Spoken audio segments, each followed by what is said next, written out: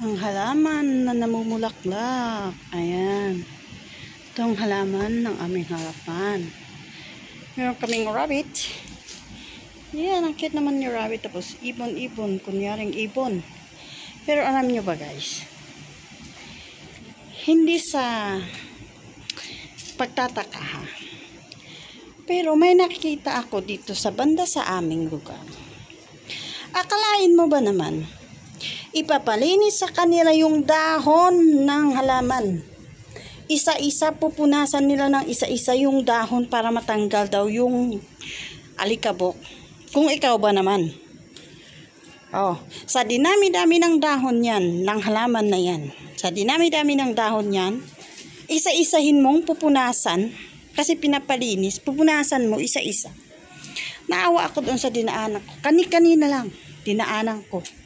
Ilang bahay ang hakbang.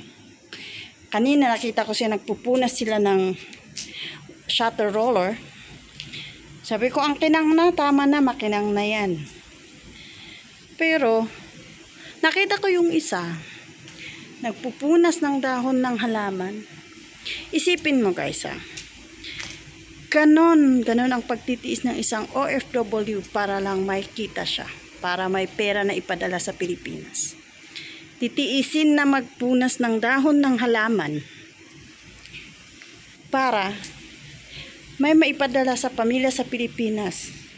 Kung isipin mo, etong halaman na to, ilan ang dahon yan na isa-isahin mo? Sisilipin mo sa ilalim kung may dahon doon. Pupunasan mo isa-isa. Diyos ko,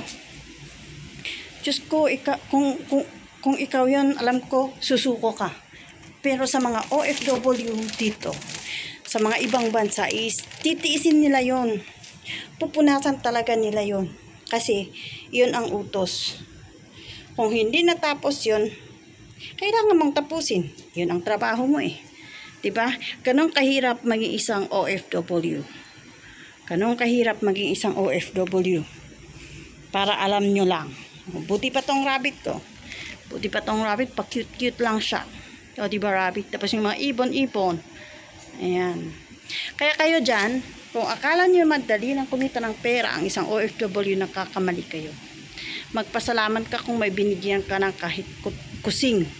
Magpasalamat ka kung may pasalubong pa siya sa'yo. Magpasalamat ka kung napansin ka, o magpasalamat ka kung nanghingi ka at walang binigay. Kasi isipin mo, naghihirap din sila.